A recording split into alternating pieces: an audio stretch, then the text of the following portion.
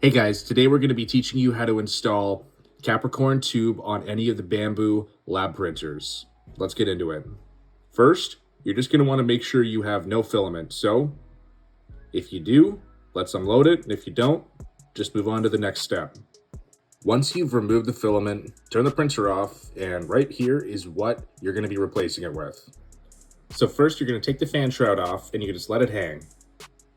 Then push down on the plastic piece holding it in place and pull it out.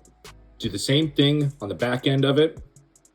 Get it out of the coupler and then start pulling all the pieces attached out of it. Also remove the small piece at the back of the printer. Next, you're going to get your cutters and take the Capricorn tubing and line it up to get about the same size as the original.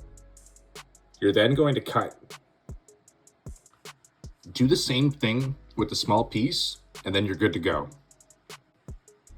Next, you're going to feed the Capricorn tubing through all the wire mounts.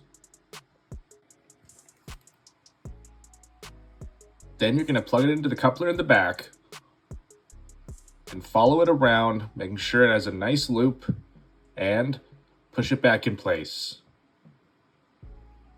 Now you can take your fan shroud, put it back over top.